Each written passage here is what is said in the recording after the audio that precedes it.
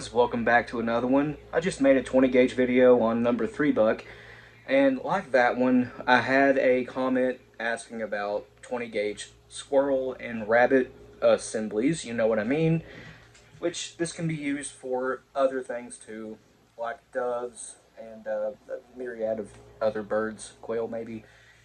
But what it is 1 ounces of nickel plated sixes. You don't have to use nickel plated sixes. It ain't got to be sixes. You can use chilled fives, chilled fours, copper plated fours, 7.5s, whatever it may be, non-plated lead. As long as it's lead, it don't matter. But the dust, again, you know what I mean, is this one. Today's number of the day, guys, is 20. This is moving about 1250 FPS and about 9500 PSI.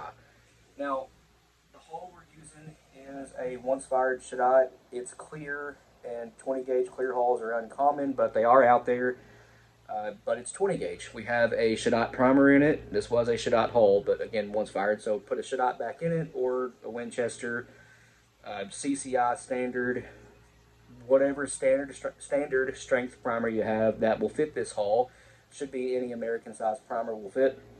Shadots, as of a number of years ago now, are American size or very close to it, and we have found that pretty much any American size primer will fit this. If you don't have any American size primers, obviously, then Shadots, Rios, Fiocchis, Noble Sports, Wolf primers, if you have those, will fit in here just fine. They are bigger primers besides the Shadots. Any primer will fit this hole. I should have said that. But I don't recommend using a Magnum primer. This does not need it, and that will raise pressure. You won't gain much velocity, maybe 50 FPS, nothing really of note. Not enough difference to make a difference, as Paul Harrell would say. Rest in peace. We miss him a lot. But the wad we're using is the Claybuster 20 gauge white wad. I don't know its nomenclature. I have these in a bag, and the paper it came with is long gone. And I don't feel like pausing the video just to look it up, but it is the Claybuster white 7/8 ounce wad for tapered holes. Obviously, this is straight wall. How do you get around that? Well, there are a number of things you can do. What I'm doing, and what I like best, is needle nose pliers. Just pinch out the gas seal. It takes just a few seconds, and I pinched this one out way too much. But there it is. It's flared out now. But I will unflare this because there is one thing I want to show here. I mentioned this in all videos where I use this wad. It's a 20 gauge wad meant for tapered holes. However, it also fits 24 gauge like it's made for it if I didn't flare the crimp out. As you can see, it goes in 24 gauge just fine. It was tight in there because, again, I flared the crimp. But let me not crimp the flare. I'll just grab another wad real quick. Here's an unflared one. I flared that one out way too much, so I'll just use this one. But as you can see, it fits 24 gauge perfect. Now, I'll redo this because, again, I flared that one out way too much. But there it is. Flared out the proper amount. The dust is already in here. And we'll get that seated.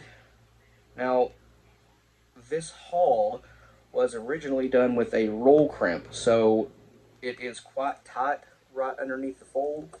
I did put a 6-point, pre-crimp on it before the video, just to make sure that this one came out okay, and the pre-crimp came out just fine. I wanted to get 2 birds stoned at once, so I ironed this out and then skived it with a kitchen knife. You can see the plastic still on it. And put a 6-point pre-crimp on it just because I wanted to make a video and I wanted to get this haul gone back with a fold crimp rather than a roll. Try to avoid roll crimping the hulls that I have limited quantities on. I have 3 more bags of these plus one open about half full, so it's not like a real limited quantity. I don't have to do this, but fold crimps last longer than roll crimp hulls do. Anyway, with this one, you don't need any filler, you don't need an overshot card, nothing like that, just powder, wad, shot. And that's about as simple as it can possibly be, which is very cool because it makes the videos very easy. It makes the whole assembly process very easy, which means it should be easy for you guys.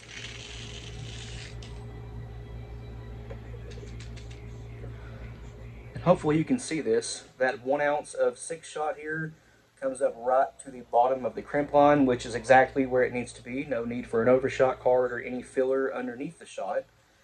And it does overstack the wad by like, I don't know, 2 layers. 90% of that shot is inside the wad. And honestly, for a field assembly like this, you may want those few that are not inside the wad. That way they spread out a little bit more in case you're a little bit off on your shot, or you misjudge the distance and it's a little bit farther than you think it is, or a little bit closer. Then you have those extra few pellets up here that will spread out a little bit more. I didn't mean to say farther, I meant to say closer. And I did polish the brass with Claudot steel wool just to shine it back up. Anyway, we are pretty much ready for a fold crimp on this. Again, it's 6-point. The 6-point on the 20 gauge and 16 gauge lead load alls is the front station. The 8 points in the back. That's backwards from the 12 gauge version. On the 12, the 6 is in the back, 8's in the front. And for the 12, try to keep track of this. I know it's very confusing. I don't know why Lee does this.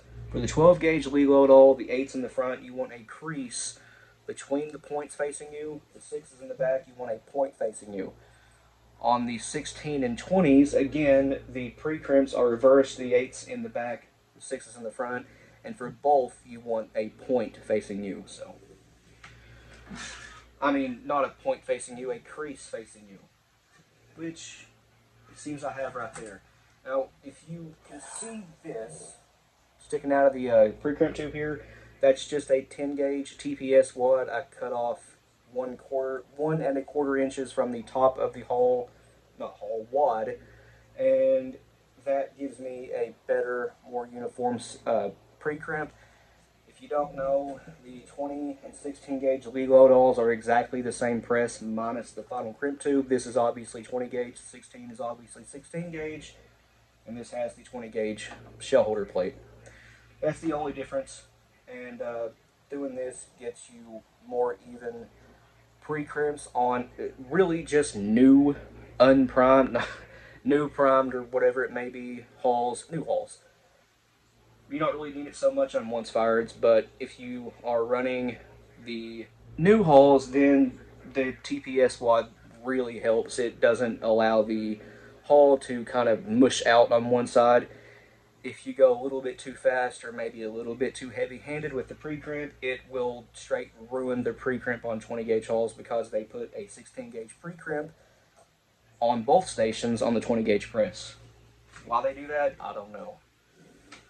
But hit this with your capacitor a little bit more, and it's going to be hard to see because clear hull, but there is a little crease all the way around the top of the hull now for the final crimp to step down into. And let's final crimp that. And this shell looks amazing.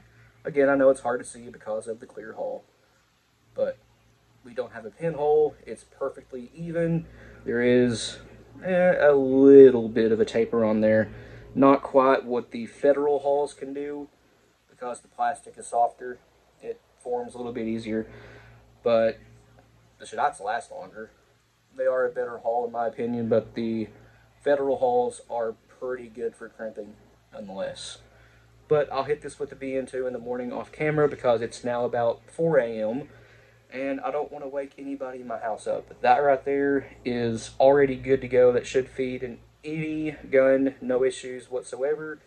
But having that nice rolled taper edge will aid in that. And this probably won't apply to very many people, but if for some reason you need more than 1 ounce of shot, well, there is data out there for 1 1/8 ounce of lead and 2 3/4 inch 20 gauge that uses this stuff.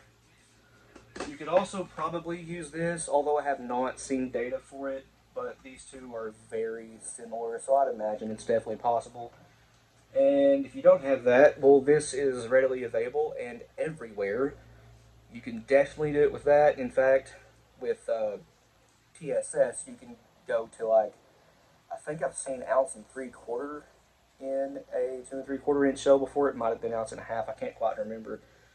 but with lead you can get by with 1.25 ounces in this. That's about all that will fit in a 2 3/4 inch 20 gauge. In 16 gauge, you can get up to 1.5 ounces to fit with that stuff right there that I just showed of lead. Also, I think I meant to mention, along with if you need a little bit more than an ounce, and your gun is only chambered for 2 3/4 inch, well, there is data for 1.125 ounces in 2 3/4 inch 20 gauge.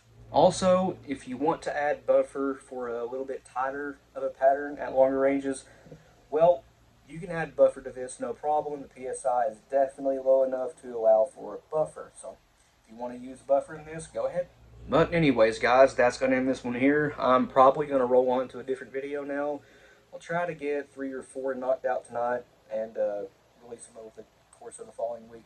Anyways, please like and subscribe. We always appreciate that. If you have any questions or comments, leave them down in the comment section below, and we'll get back to you. And if you want to, go check out our Patreon. A link to that, as well as a link to our Instagram, Rumble, and merch stores will be in the description below. But other than that, you guys take it easy, and we'll see you in the next one.